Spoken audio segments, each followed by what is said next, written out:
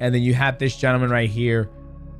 Come on, Leon, get yourself out of, put your head out of your ass. Trying to get him up. And I said this before, that if Leon Edwards is on a stool, dotting himself, not like in tune. Like, don't let it bully you, son. The case here is this gentleman is trying to amp Leon Edwards up. Stop feeling sorry for you. Well, come on then. What's wrong with you? And here's the look of defeat on Leon Edwards, because it felt like he didn't have an answer for Belal Muhammad's pressure and wrestling game. And, you know, at the end of the fight, Leon Edwards says, hey, tired. Early. Tom Aspinall said it best himself, though.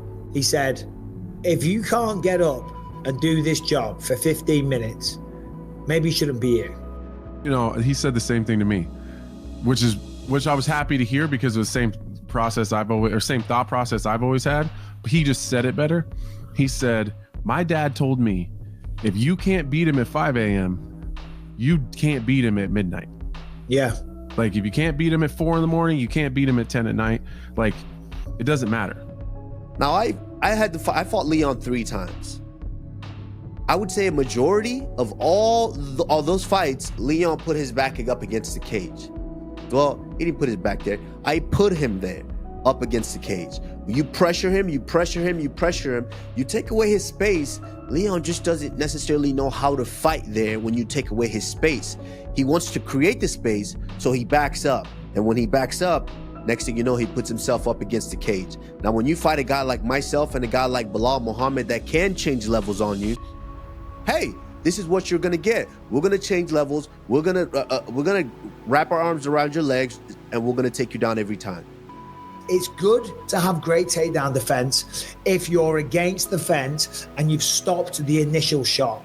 If you stop the initial shot, now you're playing the overhook, the underhook, getting the whizzer. Leon's really, really good at that. He's perfected that craft. But if someone's good enough to where they crack you in the face, they level change, and they get the hands joined around your ass, which is what Belal did. At that point there, you're gonna have a different kind of takedown defense. Then you're gonna have a different level of wrestling. That's where proper wrestling, collegiate level, Olympic, Greco-Roman, that's where proper wrestling comes in. Not this shit that any MMA guy can learn if you put it in. When you get picked up in the air, which is what happened with people that don't understand. If you shoot and you get that, you know this, you have the ass, you use the ass as an anchor, you're taking him for a ride. That's when you see those big slams. Belal was timing that perfect, because he was pressuring him, he was cracking him in the face, and he was beating him. Belal Muhammad got off to an outstanding start and really did everything that he said he was going to do in terms of making it a suffocating night for Leon Edwards, taking him down. But I also thought his striking was a huge, huge part of this. I mean, Canelo Alvarez, perhaps he is not, but his jab was outstanding, and he landed a lot of significant shots on Leon. And I don't know if Edwards and his team would ever even acknowledge those shots after the fact, but there are a lot of things that could have played into Leon Edwards's fatigue or maybe listlessness, as we saw at the beginning of round 2. Belal Muhammad had a lot to do with that. Now, Leon Edwards is a great champion, and his question or answer to me after was very telling. He goes, I was just very tired. I was just very tired all week. I couldn't really get my bearings. But I got to tell you something, man. It's to Belal Muhammad's credit that he was able to put a guy on his heels the entire time, when especially Leon knew he couldn't go backwards. But because Belal was so intent on pressuring him, taking him down, it was beautiful, Chael. And the takedowns were beautiful because every single time he shot, he immediately locked his hands. So Leon never had a chance to defend in the way that he did in those 2 previous fights.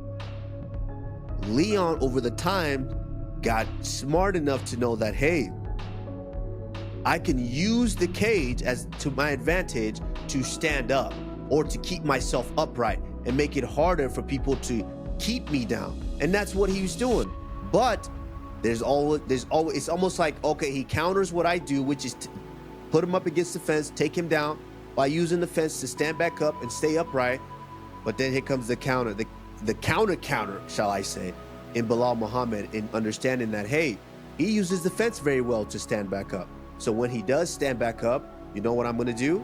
I'm gonna change levels back again, and I'm gonna dump him either on his head or I'm gonna dump him on his back again.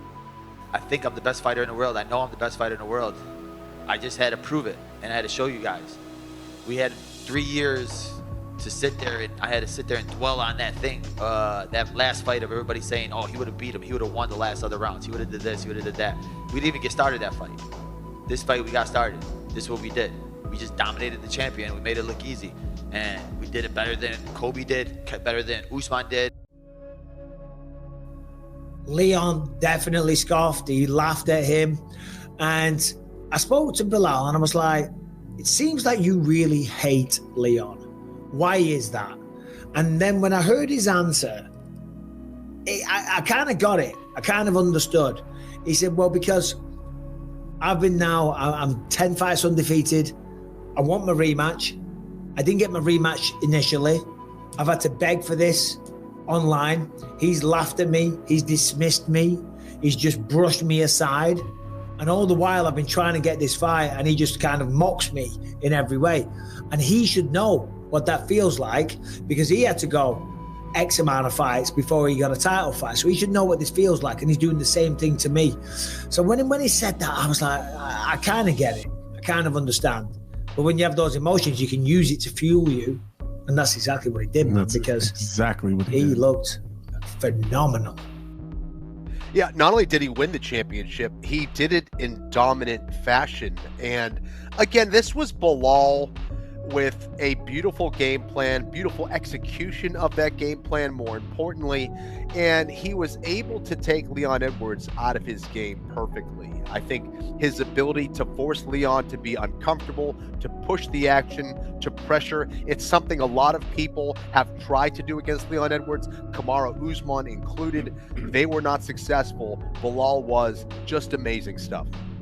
You gotta really know where you are out there. Like, one thing about Khabib will take you down, but before he takes you down, he's gonna cut you off and he's gonna push you into the fence. And I saw that with Belal. I mean, Belal came right across that cage, all 5 rounds, including the rounds where in between you believe that he's gonna fatigue.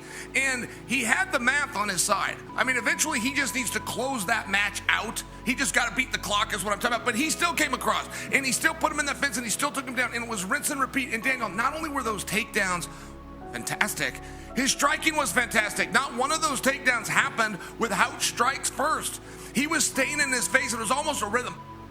When you get somebody that's able to make you backpedal and they're really good at what they do and they keep that certain threshold the whole time, it's very, very dangerous. I mean, I don't know if it was a fourth or third round, and a lot of people are not really, I mean, a lot of people don't know like the effects of picking somebody up and then dropping them on their head. And that was one of the biggest things that I think that really changed the course of the fight too, because man, that's a concussion. You know, if you notice, he kind of went a bit limp a little bit, but dude, he could have been too concussed in the fight too.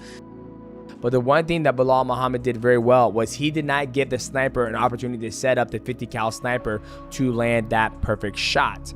Now, if you look at some of the guys who need time to set up their striking, Edson Barboza is another good example. When Edson Barboza fought Khabib Nurmagomedov, Khabib didn't give him the opportunity to set up the sniper. He just bum rushed him and took him down and just started mauling him. And that's essentially what Belal Muhammad did. And Belal Muhammad did the exact thing that you should do with a guy like this. Take away the space. And when you take away the space, first and foremost, the strikes don't hurt as bad if you're smothering them. You take away the strikes from Leon, he can't use his kicks because you took the space away, and now he has to grapple with you. And if he's not conditioned enough to grapple with you, 9 times out of 10, he's going to lose that fight. And that's what we saw there. Yes, it wasn't the most exciting fight. All did everything exactly what he needed to do to get the win. Congrats to Belal Muhammad. Guys, put some respect on Belal's name. Remember the name. He is good. The guy is one of the most improved fighters out there on the UFC roster. He went from just holding to doing damage to getting TKOs to striking on the feet, mixing it up. What more do you want? He outboxed the striker and he took him down when he needed to take him down. It took me 3 years to get that taste out of my mouth. 3 years to finally get this fight back. And I had to deal with all the haters and all the trolls and everybody saying that he would have beat me, he would have did this, he would have did that. But now there's nothing else for them to say.